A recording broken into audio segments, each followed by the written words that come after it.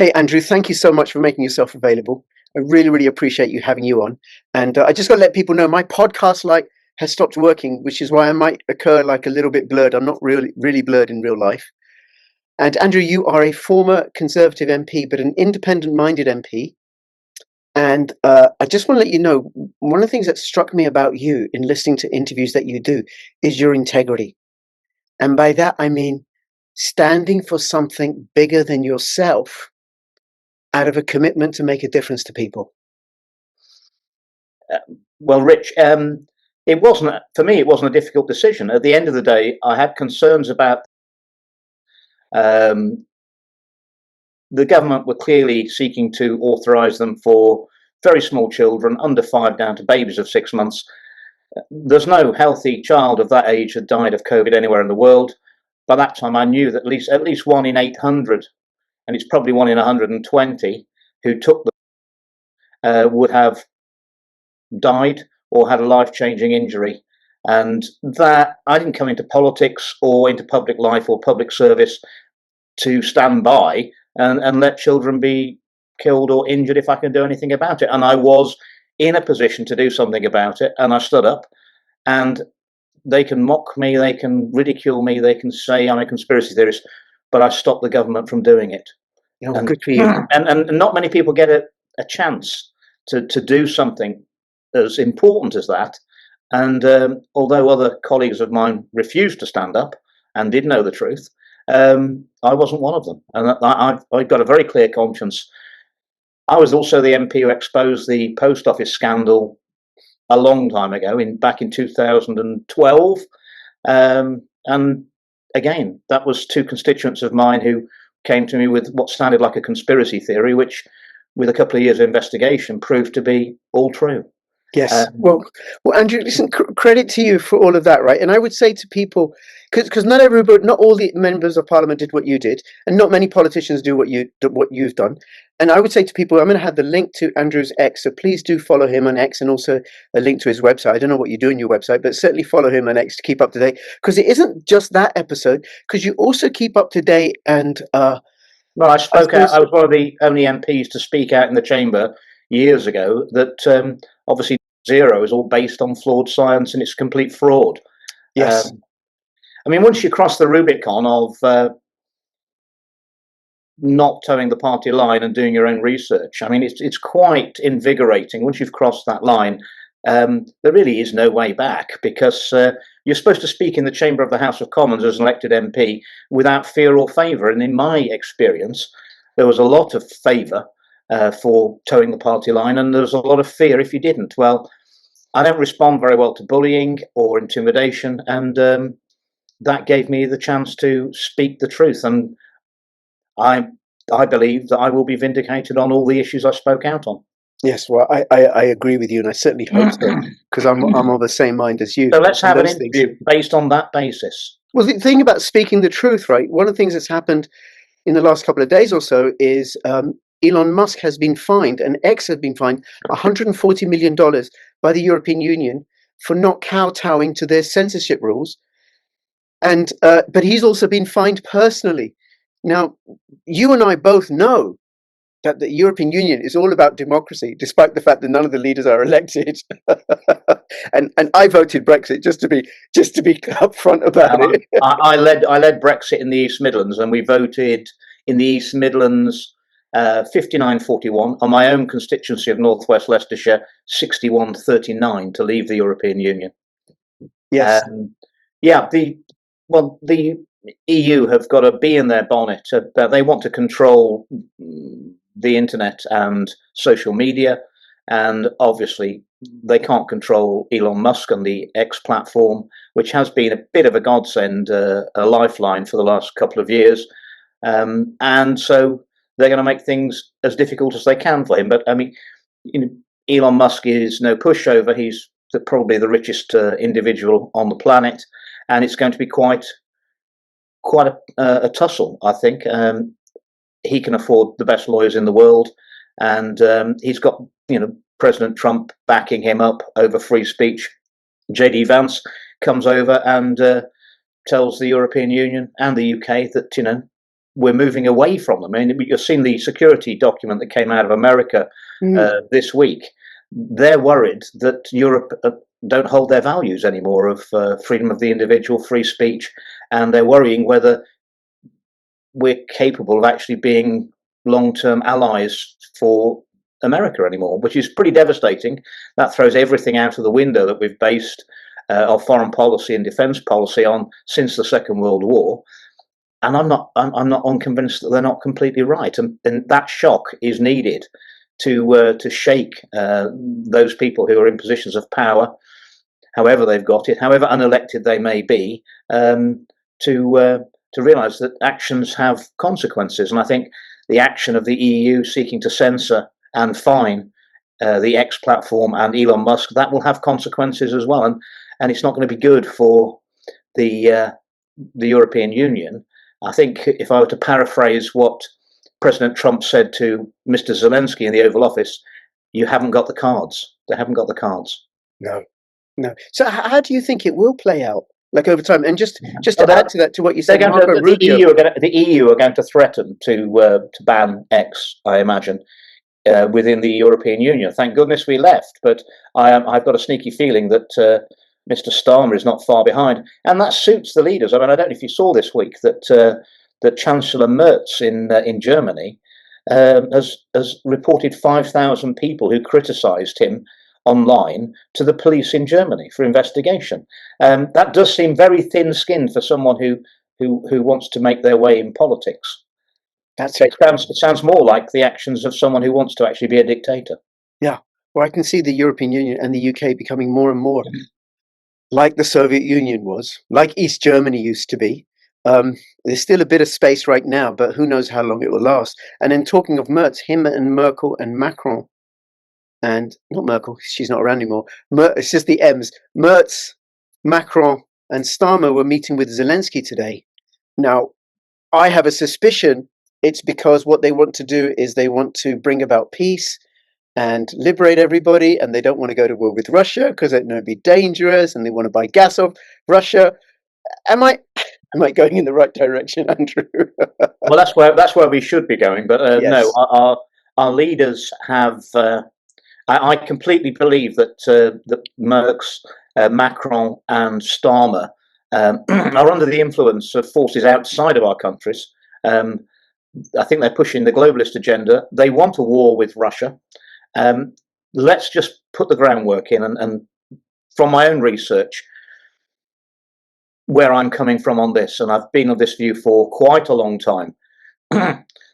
The situation in Ukraine was engineered by NATO and the European Union.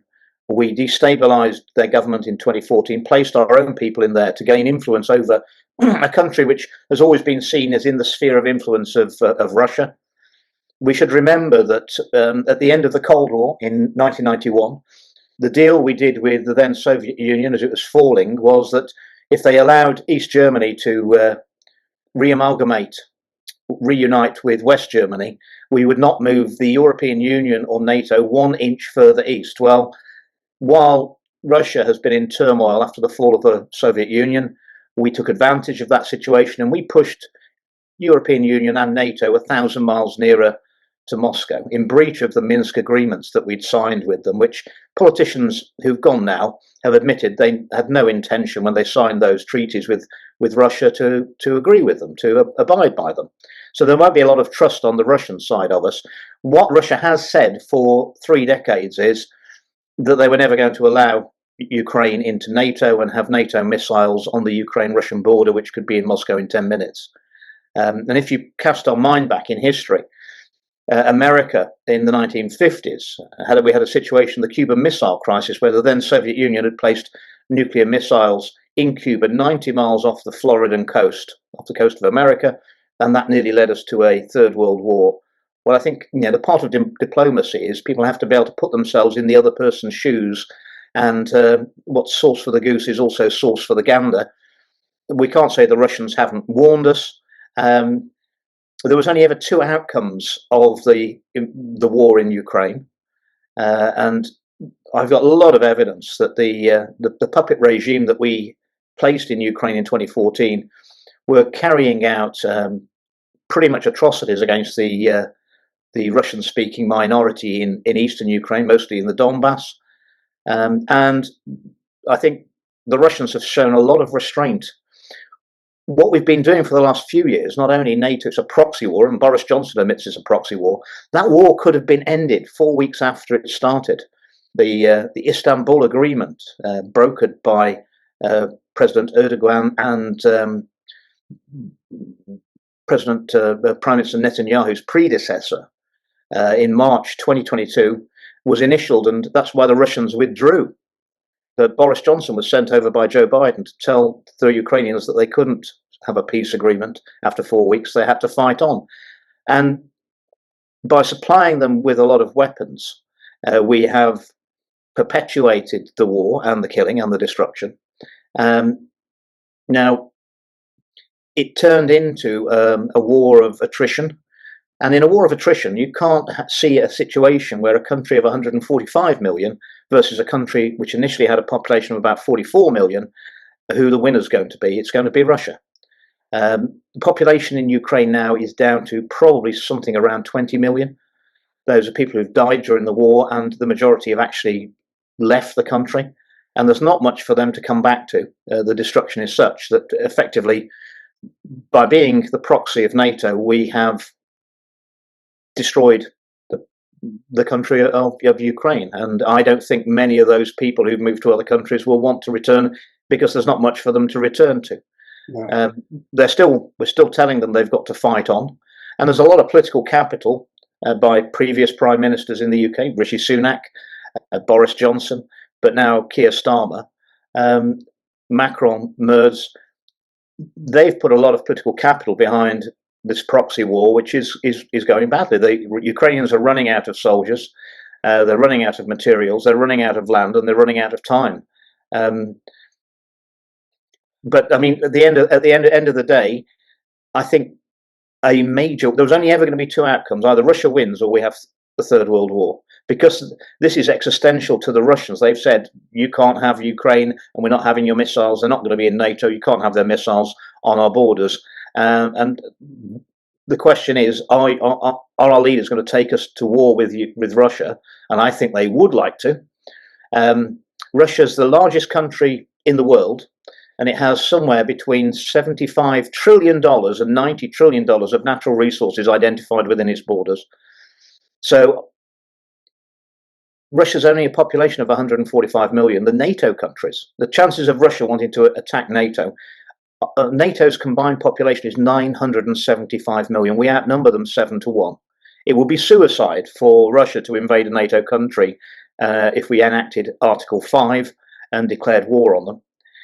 Russia know that. Why would they want to invade the West with all our problems? I mean, they're a very rich country, but I can think of $90 trillion of reasons why BlackRock, Vanguard, State Street would like NATO to invade and balkanize Russia. It's something we've done before. If you remember back to '92, we destabilized Yugoslavia, which was a competitor to NATO and the European Union. The weapons that started that war, they were the Warsaw Pact weapons from East Germany, which we got our hands on when we reunified Germany. They were shipped to Yugoslavia. That's what caused the war, or fomented the war in Yugoslavia. And what happened? There was a lot of bloodshed. 6 countries broke away from that federation and fought each other. NATO, we bombed Belgrade for, I think, 78 days consecutively. They couldn't fight back.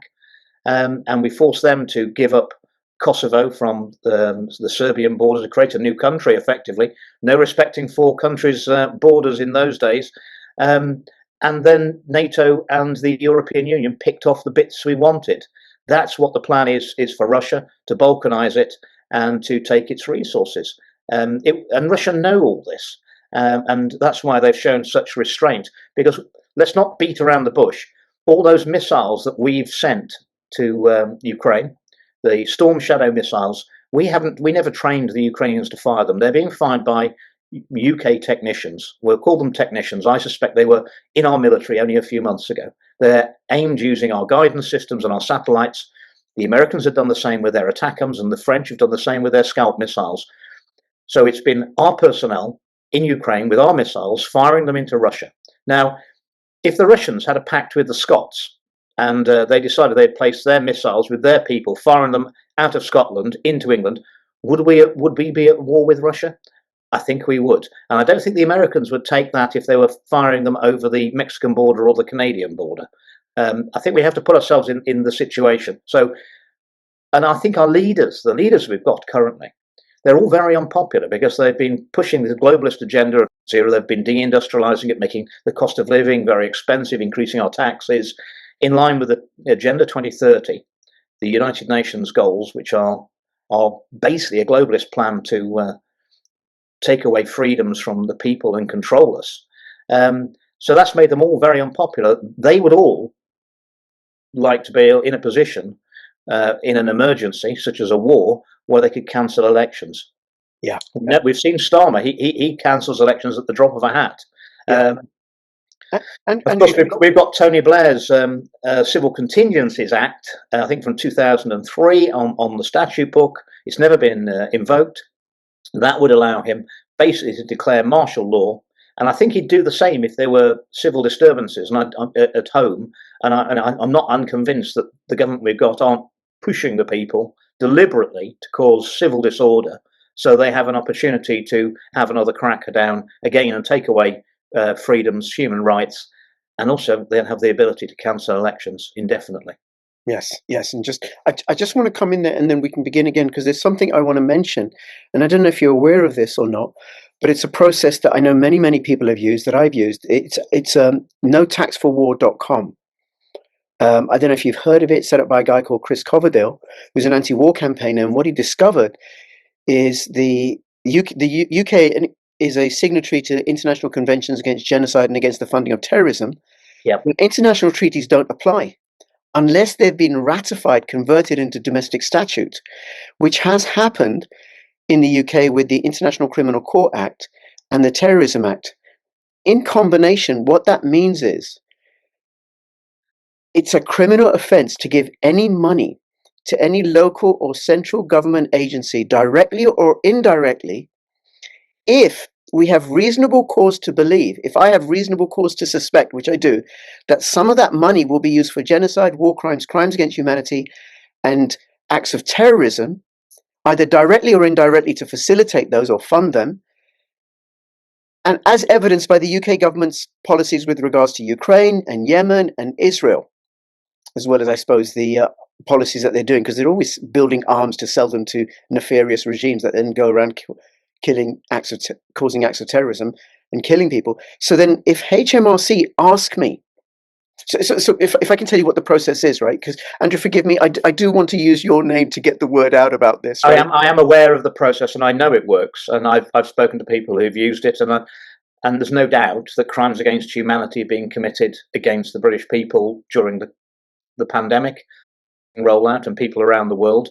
And the people in the UK are certainly not being told the truth about the history of Ukraine and the Ukraine-Russian war, or our part in it now and probably in the future. So yes, I'm completely with you. I think there's huge grounds for that.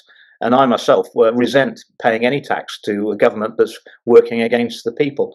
And I would remind you, I think I've probably mentioned it before in a previous interview, if you cast your mind back to 1997, when Tony Blair got in with the Labour government with a landslide then, 17 years out of power, the first piece of legislation that Tony Blair put through was never in his manifesto. He'd never discussed it, but it was his highest priority. It was the first piece of legislation that Labour government put through in 1997, and that was to remove the death penalty from the Treason Act. I put to you that they knew what they were going to be doing, and anyone who conspires with forces outside the country against the people is committing treason. Indeed, it's high treason if you're on the public, paid by the public person. They were, and they knew what they were doing.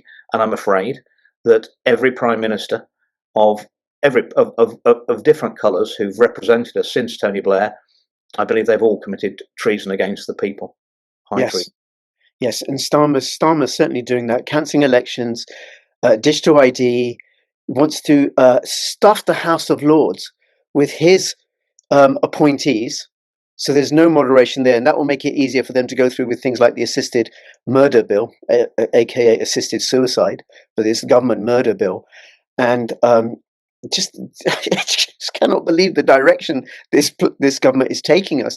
And one of the things that I would say about the No Tax for War, for people that are interested, notaxforwar.com, do check it out, because it is a way where we can lawfully, legally, peacefully protest what this government are doing. And if anybody, go. And that would count for your council tax as well, because that Yes. does not go to the local council. It goes in the general pot of taxation, and that money would be going to everywhere the government spends money on, whether that's giving more money to Ukraine to keep the war and the killing going, whether it's funding more research into mRNA, like the £1 billion that Rishi Sunak gave to Moderna for the grant for their new factory in Oxford, and contracts for 150 million doses a year for 10 years, without declaring that he'd actually acquired 11% of Moderna in 2016 through an offshore fund called Theleme Partners, which he was a co-founder of, which is domiciled in the Cayman Islands for tax purposes.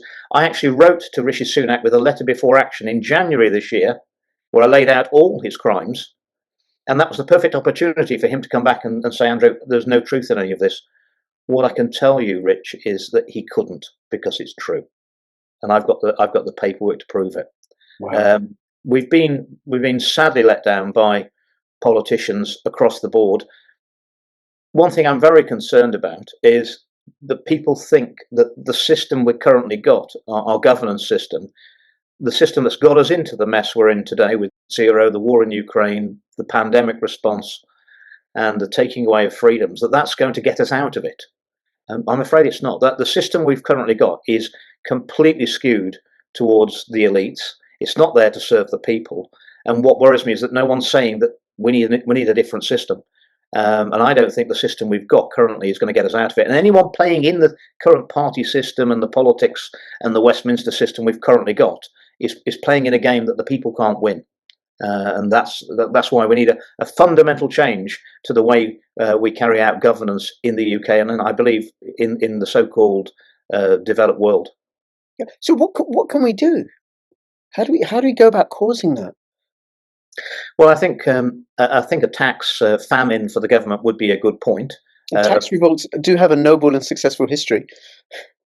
Well, I mean, we've got to hit them in the pocket, and there would be I think there'd be an awful lot of support for widening that debate. What do we need to do? We need to get servant leaders back into politics. I think where we are now is the public well, politicians and the public have forgotten that politicians are supposed to be there to serve the people.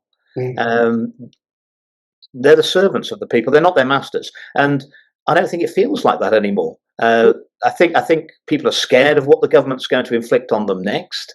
And there's a saying, I think it was Tony Benn that said it.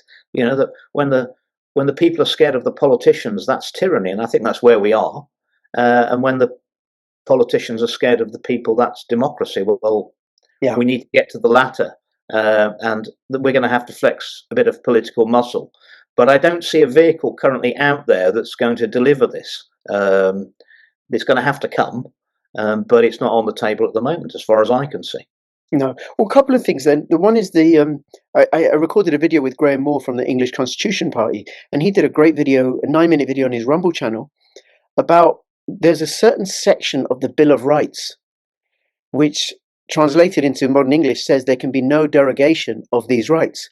That section was omitted in 1947 in a footnote in some act.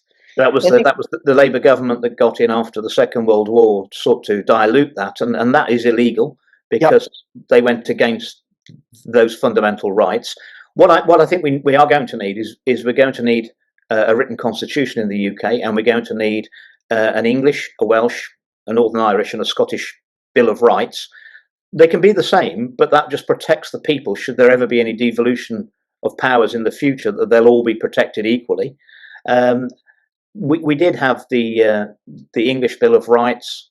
1688 English Bill of Rights. We do have this, and we have that. That's why they always call us British and not English anymore, so that we forget about those that Bill of Rights, which was the basis. That was the basis of the American Constitution. That's what they took for the basis of their constitution, and they're rather better protected in America than we are.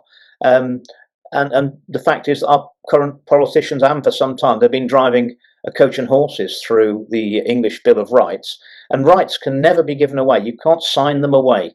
They're inalienable rights. And if we had them codified again, things like, the right to bodily autonomy. You decide what goes in your body, and you can't be coerced by threatening to take your job off you. You have a right to privacy, and you can't be coerced, as the government are doing now, the current government, by mandating digital ID with the threat that you won't be able to work in the UK. And let's just blow that one out of the water. We all have national insurance numbers. If you're a UK citizen, you can't work without a national insurance number, and there's no way that an illegal migrant is going to have a national insurance number. So we do not need to have digital ID. But what you'll find is that whatever problems come up in the next few years, the current government will say to us, the answer is digital ID, of course. Yeah. That'll be the answer to everything, and it is not. Digital ID is a trap. And it's better to avoid a trap and try and get out of it once you're in it. In fact, it'd be very hard to get out of it. And I would say to people, life may become uncomfortable. The government will make life uncomfortable, like it did for those who didn't take vaccines or didn't have their vaccine schedule up to date. But I don't think anybody who didn't take the vaccines regrets it now.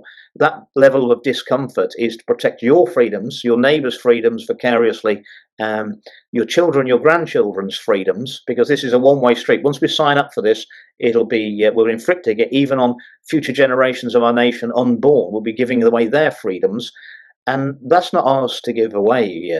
It's not ours to give away. And if you say yes to digital ID, to the government's plans for digital ID, you're probably never going to be able to say no to the government ever again. Yeah. And it's even for those deluded souls who trust this government, and I don't, and I think very few people do. You've got to have faith that you've got to trust every government in the future, ones that you don't even know who they're going to be, because once they've got control of this, they will use it, and they'll use it to the extreme. And it's pretty clear to me, and it has been for a long time, that the globalist elite have decided that the model for human existence, society that they want to inflict across the world, is the Chinese social credit scoring model. They know they can't sell it to you in an election, so they bring it in through the back door, and we're seeing this happen. It's all digital ID. The whole world's in lockstep again, from Australia to Canada to the UK.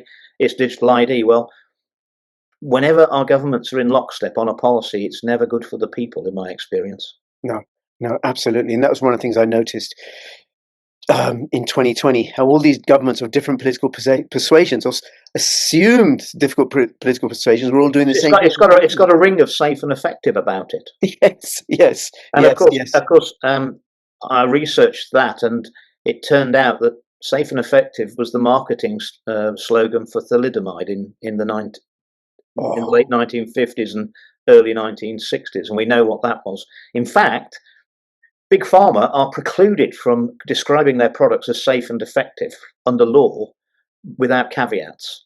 But of course, during the COVID-19 so-called pandemic, it was the politicians and the health officials and regulators who described it as safe and effective, because Big Pharma weren't allowed to under law following thalidomide. Wow. Well, I have no regrets that I didn't have that novel. Well, I had 2 AstraZeneca, and they're the 2 biggest mistakes I ever made in my life, and I do regret them. Now, what we also know about thalidomide is that was covered up for 11 years. It was withdrawn in 1961. It was 1972 before the word thalidomide was allowed to be spoken in the chamber of the House of Commons, and a compensation debate was organised. But there's a provision in the Bill of Rights about there should be no limits on the expression of members of Parliament. No, it's demanded that we speak without fear or favour. Well, they tried to bribe me in January 2022. They offered me anything I wanted to shut up about my concerns, and I was shocked. I mean, they meant it. They were even stupid enough to put it in a text message to me. Wow. You can have what you want. Just tell us what you want. And I said, well, what does that mean? He said, well, you have to tell us what you want, and we get it for you. I said, well, anything I want. They said, yeah, pretty much. I said, well, is that the game we're playing? And they said, well, that's the game we always play. And I said, well, in that case, I do know what I want. I want the Prime Minister's resignation letter if that's the game we're playing. But apparently that was the one thing I couldn't have. And when they tried the carrot on me, and then when the carrot didn't work, then they come after you with a big stick, and they cancel you, call you a conspiracy theorist, smear you, rig the by-election against you. Rig the election against you. Yeah. Take all your money off you. But they'd already put HS2 next to my house. I was the only MP had to sell a property to HS2, and they gave me £500,000 less than it was worth, and 360,000 less than I'd paid for it 5 years before. Then removed what I'd paid off the land registry and put a smear out that I'd made a lot of money selling my house to HS2 before the 2015 and 17 elections, including having illegal leaflets printed and delivered to every house in my constituency with that lie on it, with no imprint. Wow. We are ruled by thieves. Well, when you go against the narrative, I mean, I think Winston Churchill said it, and he's absolutely right. Said you should always judge the character of a man not by his friends, but by his enemies. And I promise you, I've got some very powerful enemies. Yes. Well, Andrew, that goes back to what I said in the beginning in terms of your integrity, right? That people, you may not know this, or you may have a sense, right? I may not be the first to say this, but during that whole period of lockdown and everything, right, I looked to people like you who were putting their heads above the parapet because it gave me strength. And I know you've done that for many, many other, I don't know how many millions of people, and you continue to do that by being outspoken against war, against digital ID, against the technocratic feudal state that they're out to impose upon us, and for peace, for unity, for harmony, and for a world where human beings honor human beings. Andrew, thank you so much. I'm going to have the link to your X again. I do recommend people follow Andrew, and also notaxforwar.com. Check that out as well. Any last words, Andrew? Yes, I don't think we're in the politics of right and left anymore. I honestly believe that everything that goes on in Parliament is a pantomime to give you an illusion of choice. We're not in the politics of right and left. Rich, we're in the politics of right and wrong. And anyone who can see what's wrong, they need to stand up, stand together. And I honestly believe that united, I think we're going to have a chance to overturn the system, which has been working against the people for a very long time. I think people are waking up very, very quickly now. And when this is over, and it will be over, I think we're going to have a chance to create a much better and fairer society than we've ever had before.